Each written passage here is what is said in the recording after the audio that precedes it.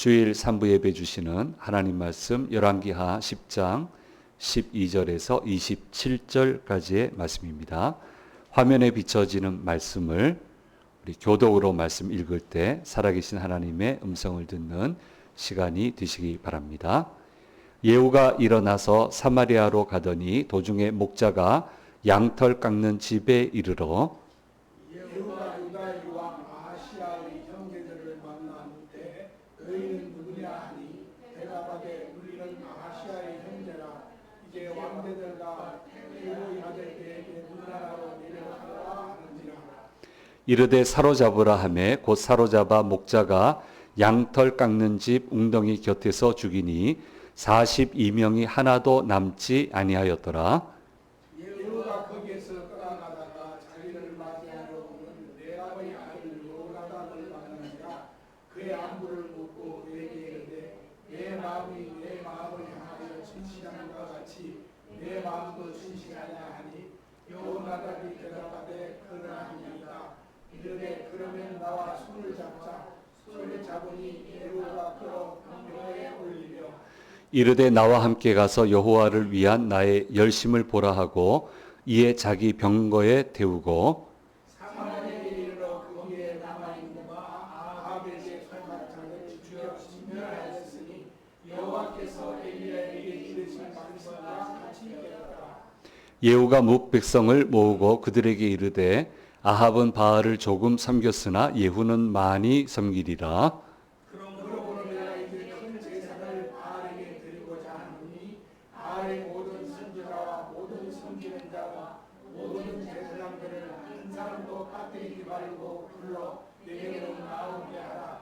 모든 오지 아니하는 자는 살려주지 아니하리라 하니 이는 예후가 바알 섬기는 자를 멸하여 개체를 했습니다. 예후가 바알을 위하는 대회를 거룩히 열라 하매 드디어 공포되었더라. 예후가 온 이스라엘 사람을 두고 보냈더니 바알을 섬기는 모든 사람이 하나도 빠진 자가 없이 다 일어나고 우리가 바알의 신당에 들어가매 바알의 신당 이쪽부터 저쪽까지 가득하더라. 예후가 예복 맡은 자에게 이르되 예복을 내다가 바알을 섬기는 모든 자에게 주라 하매 그들에게로 예복을 가져온지라. 예후가 레갑의 아들 여호나답과 더불어 바알의 신당에 들어가서 바알을 섬기는 자들에게 이르되 너희는 살펴보아 바알을 섬기는 자들만 여기 있게 하고 여호와의 종은 하나도 여기 너희 중에 있지 못하게 하라 하고 무리가 번제와 다른 제사를 드리려고 들어간 때 예후가 80명을 밖에 두며 이르되 내가 너희 손에 넘겨주는 사람을 한 사람이라도 도망하게 하는 자는 자기의 생명으로 그 사람의 생명을 대신하리라 하니라. 문제 드리기를 다하매 예후가 보이면과 지휘관들에게 이르되 들어가서 한 사람도 나가지 못하게 하고 죽이라 하매 보이면과 지휘관들이 칼로 그들을 죽여 밖에 던지고 바알의 신당 있는 성으로 가서 바알의 신당에서 목상들을 가져다가 불사르고 바알의 목상을 헐며 바알의 신당을 헐어서 변소를 만들었더니 오늘까지 이르니라. 아멘. 주일 3부 예배 오신 성도님들과 영상을 통해서 예배 참여하시는 모든 분들에게 주께서 주시는 은혜가 함께 하시기를 간절히 소망합니다. 이 세상을 살아가는데 중요한 설명하는 핵심 단어들이 여러 개가 있습니다.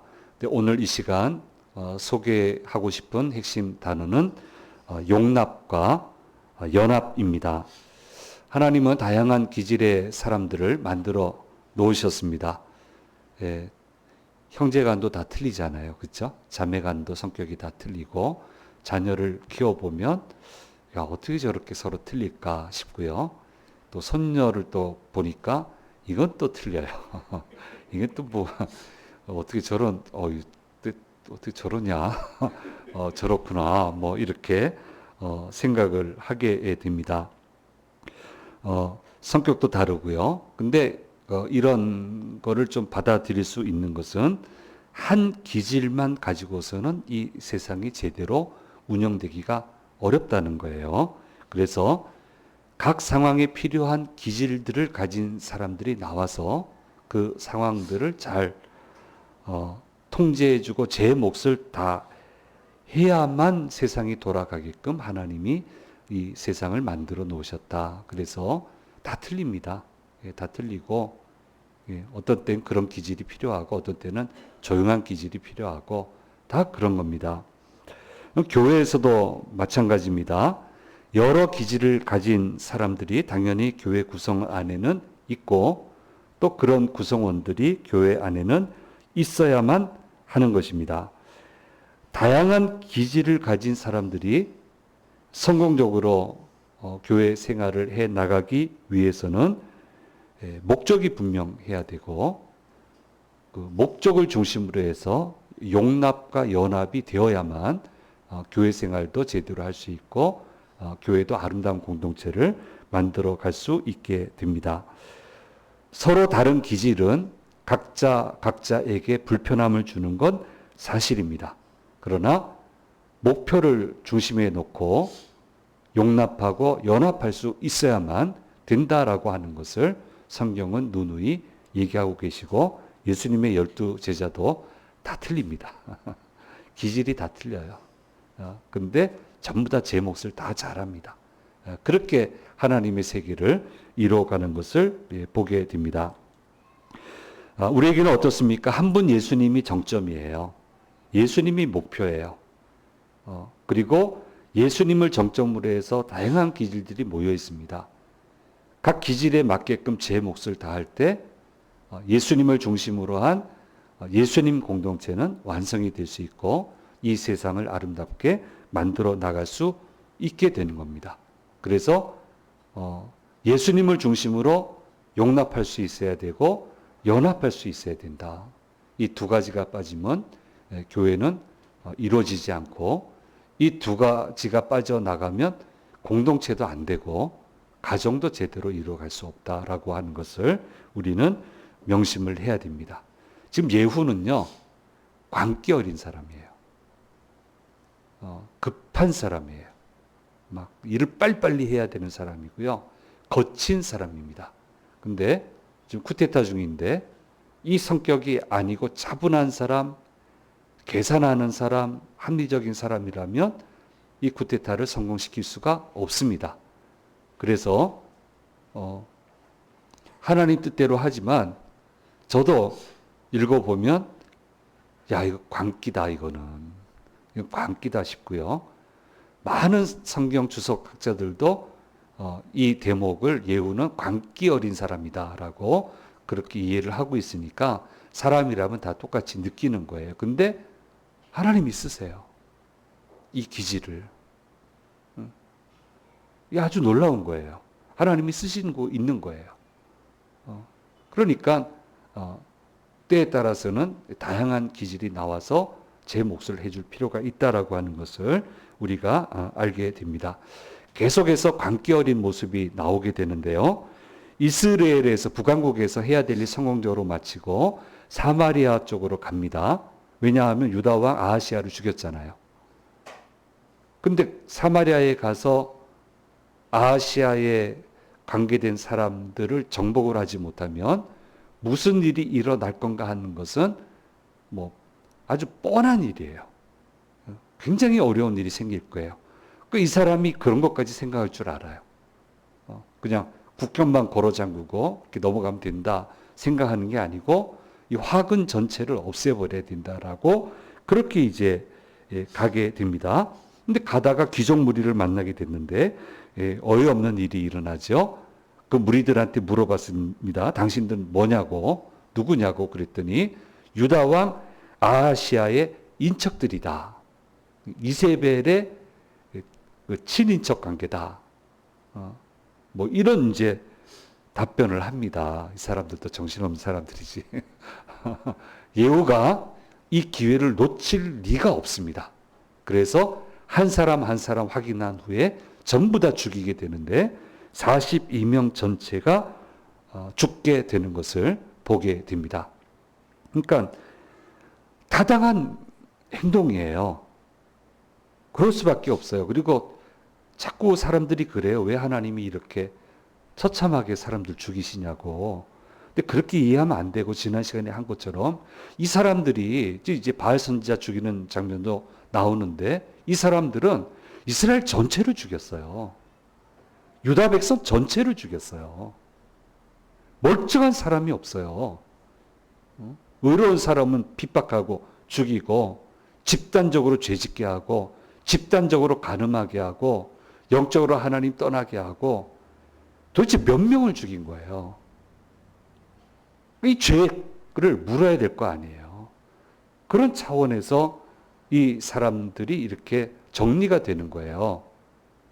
이게 무슨 이렇게 처참하고 비참하고 이렇게 피비린내 나느냐, 그런 소리 하면 안 되죠. 이게 역사 인식이 좀 부족한 거예요. 그런 건 아니에요. 어쨌든 지금 이렇게 되는데, 후대 역사가들도 그렇고 저도 그렇고, 좀 지나치다, 이건 좀 지나치다. 이렇게 다 죽일 필요가 있었나. 사람 마음은 똑같아요. 그래서 나중에도 이 사건을 회상을 할 때 한 번 나오는데, 좀 지나친 행동이었다라고 평가하고 있는 것이 이제 여기에 있습니다. 그러니까 광기 어리다 보니까 좀 지나쳐 가버려요. 결국 나중에 이런 성격이 문제가 돼요. 하나님 앞에서. 그러니까 이렇게 이제 그렇게 나가면 안 되는데, 어쨌든 이제 나중에 문제가 됩니다. 그건 이제 조만간 다음 주에 우리가 보게 될 것 같고요. 또 구태여 이제 묵상을 한다면 42명이 왜 죽냐? 정세를 파악을 못했어요. 돌아가는 상황을 파악을 못했습니다. 그래서 만나서는 안 될 사람 만났고, 말해서는 안 될 말을 하게 돼서 이렇게 다 죽게 되고 말았다라고 하는 것. 구태여 얘기한다면 돌아가는 상황은 좀 알고 있어야지. 그래서 우리 노년 기반 할 때, 이제 영상 통해서 오시는 분은 황금기 하면 뭔지 모르시니까 우리 노년기를 황금기라고 부릅니다. 황금기, 인생의 황금기. 모든 인생 구역구역이 다 황금기예요. 하나님에게는 버리는 기가 없어요. 다 황금기예요. 그러니까 스스로 절망할 건 없고 황금기처럼 살면 되는데, 황금기처럼 살려면은 기술이 필요해요. 근데 그 기술 중에 하나가 뭐냐면은, 내가 쫓아가지는 못해도 지금 세상이 어떻게 돌아가고 있는가 정도는 알고 있어야 된다는 거예요. 정보에 늦어지면 안 된다. 왜냐하면 늦어지면 대화 주제가 또 달라지잖아요. 못 쫓아가잖아요. 그러다 보면 소외되기가 쉽고, 그러다 보면 부딪히게 되고 정서적으로 무너지고, 결국은 그렇게 해서 노년기의 큰 문제로 발전을 하게 된다. 그래서 황금기에서 중요한 것은 주변 일들을 좀 잘 알고 있어야 된다라고 하는 것을 이제 황금기 반에서 말씀을 드렸습니다. 저는 요즘 모건 하우젤이라고 하는 분이 집필하신 불변의 법칙, Same as Ever라고 하는 책을 지금 찬찬히 읽어보고 있습니다. 보통 좀 속독하는 편인데, 이거는 천천히 읽습니다. 번역이 잘 됐다는 생각은 안 들지만 어쨌든 찬찬히 읽어보고 있는데, 안 변하는 원칙들 여러 개를 뽑아놨어요. 그래서 타당성도 있고요. 그 중에 하나가 뭐냐 하면은, 변하지 않는 법칙은 스토리다. 스토리. 이야기를 입히는 거다. 이거 내리셔도 돼요. 이거 언제까지 올려놓으실 거예요? 예. 제품을 아무리 잘만 만들어도 안 팔린다는 거예요. 이렇게 잘 만들어 놨는데. 근데 안 팔리는데, 그 제품에 스토리를 입히면 그때부터 날개 돋친 듯이 팔린다는 거예요. 그래서 광고 카피 하나를 하더라도 스토리를 입히고, 지금 우리 TV 광고 보면은 뭐예요? 스토리를 입히잖아요. 타당한 스토리. 스토리를 제대로 입히면은 아무래도 마음이 가게 되고, 그러면 그것을 구매하게 되고, 날개 돋친 듯이 팔리게 된다. 이거는 절대로 변하지 않는다. 스토리를 항상 제대로 입힐 수 있어야 된다라고 하는 거. 뭐 입사원서 내실 때도 자기소개서 할 때도 스토리 입히셔야 되잖아요. 그러니까 스토리를 입힐 수 있는 능력을 구비를 해야 된다라고 하는 것을 이렇게 얘기를 하고 있는데 교회는 더 그렇죠. 이렇게 접촉점이 있어야 된다는 거예요. 상황을 알아야 된다는 거예요. 그럼 교회는 어떻습니까? 이 세상을 살아가는 사람들에게 복음을 전해야 하는데 현 상황을 제대로 알지 못하고 어떻게 접촉점을 찾을 수 있습니까? 만날 수가 없어요. 포인트가 없어요. 그래서 어느 찬양 그 영상까지 보셨는지 모르겠지만 보통 우리 교회 찬양은 리더들 여기 와 있고 회중들은 좌석에 있잖아요. 이렇게 해서 찬양하는데 어떤 찬양 집회는 라운드예요. 지금 보는 게. 근데 다 차단돼야 되는데 차단도 안 해놨어요. 다 유리벽이에요. 거기 연주자들, 싱어들 전부 다 라운드로 서 있어요. 다 라운드로 서 있고 거기 참석한 사람들 전부 다 라운드예요. 의자 없어요.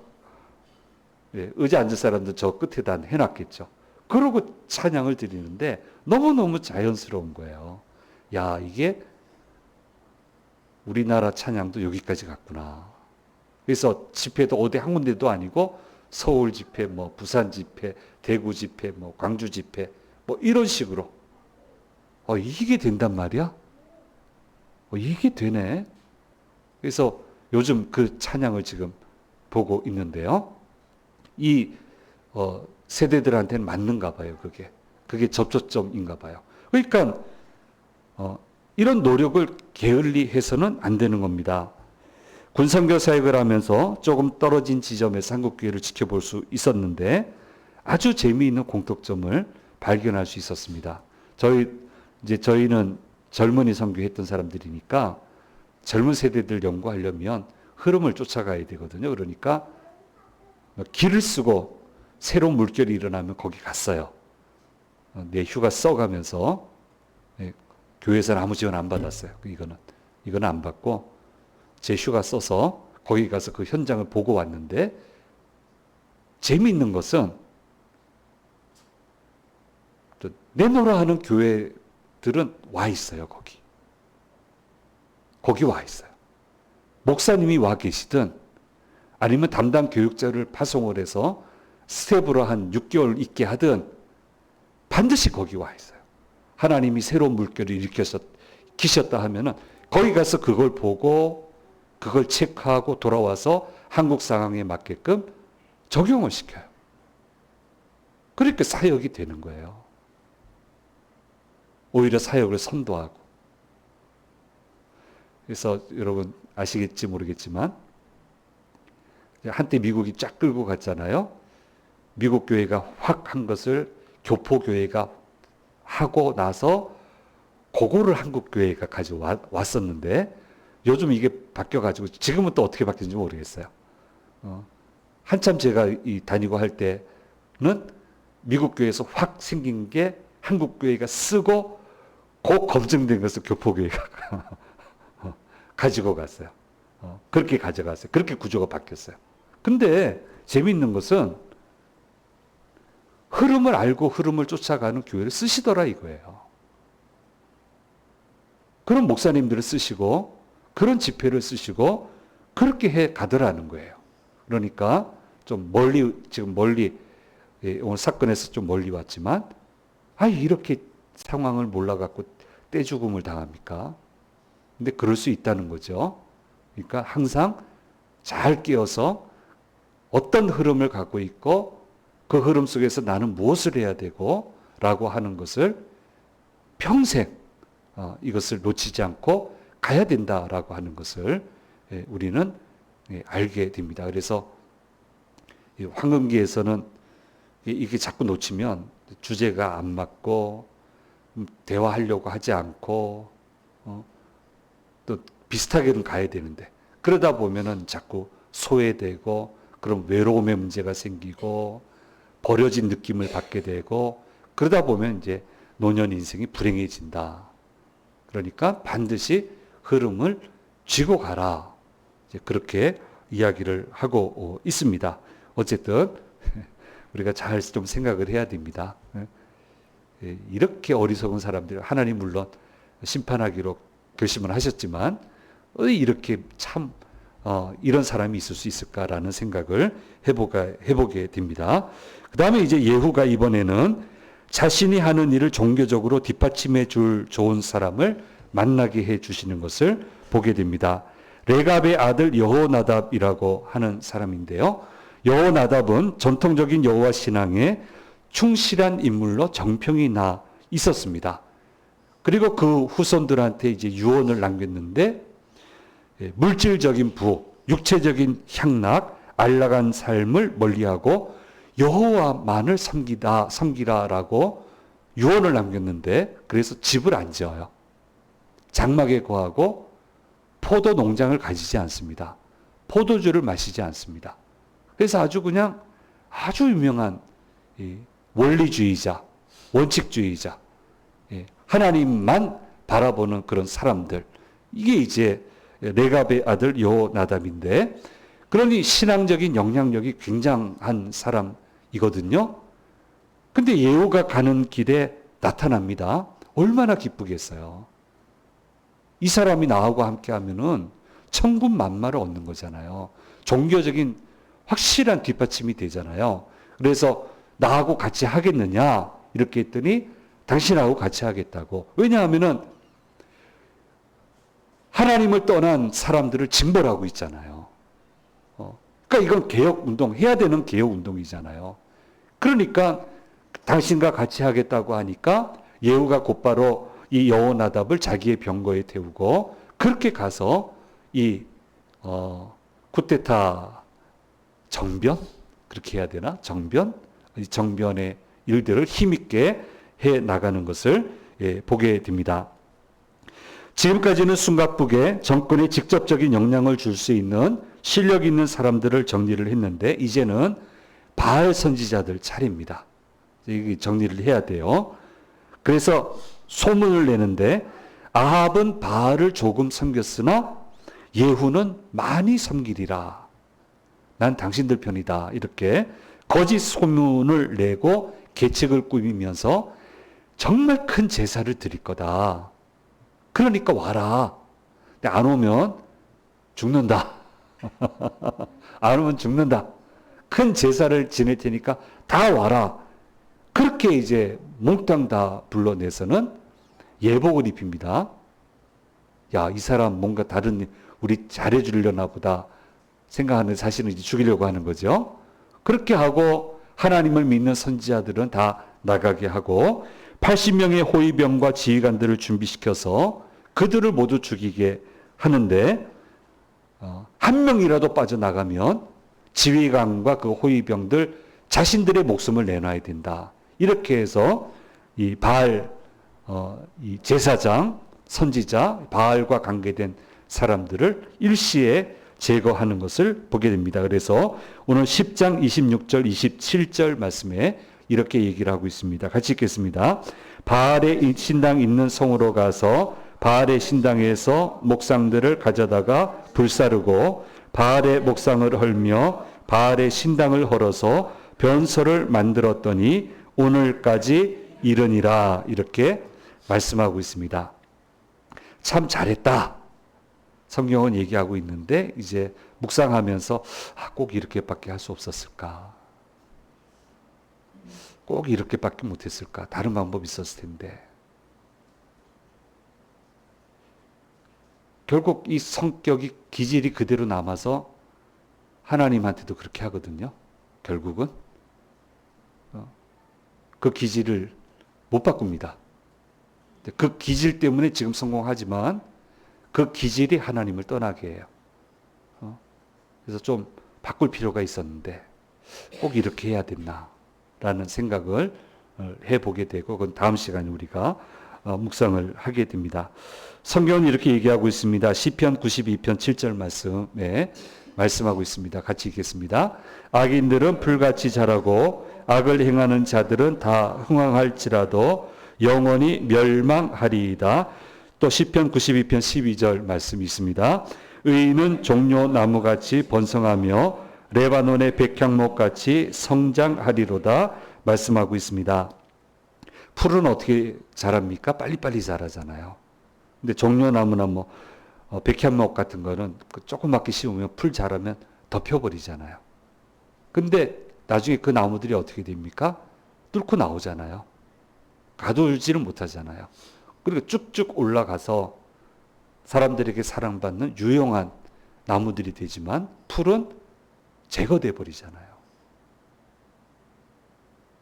악인들의 일이 더 빨리 되는 것 같고 악인들의 결과물이 더 풍성한 것 같지만 결국 마지막에는 다 무너지게 되고 의인이 가는 길은 믿음으로 가는 길은 외롭고 힘들고 온갖 방해를 받지만 결국은 그 모든 것을 뚫고 나가서 이렇게 멋진 나무가 돼서 모든 사람들에게 사랑받는 그런 사람이 될 수 있다. 그게 바로 의인의 삶이다 라고 하는 것을 보게 됩니다. 풀처럼 많은 자기 친족들을 뒀어요. 아합과 이세벨, 남과 북에 귀족이란 귀족은 다 자기 가문 사람들이에요. 예후 같은 사람 한 명이잖아요. 엘리사 같은 사람 한 명이잖아요. 감히 대적을 하지 못했는데 사람 많으면 뭐합니까? 하나님이 쓸어버리니까 한순간에 다 없어지잖아요. 근데 하나님 말씀대로 하는 사람은 레바논의 백향목같이 종려나무같이 번성하잖아요. 튼튼하고 결실을 맺게 되잖아요. 그러므로 악인의 형통함을 부러워해서는 안 되고 의인의 형통함을 믿어야 됩니다. 의인의 형통함을 믿어야 돼요. 믿음의 사람들의 형통함을 믿어야 돼요. 당장 힘들고 어려워도. 그것을 오늘 우리에게 보여주시고 있는 것을 보게 됩니다. 이 시대에는 예후 같은 사람이 필요했어요. 이 기질이 필요했어요. 그 다음은 또 별개 문제인데 좀 다른 기질을 개발해야 되는데 개발할 수 있거든요. 기본 기질은 안 변해도 좀 개발이 돼요. 그럼 거기에 맞는 기질을 좀 개발을 해서 그 영역을 좀 사용을 해야 되는데 이제 예후에게 부족하고 아쉬운 부분은 그 부분입니다.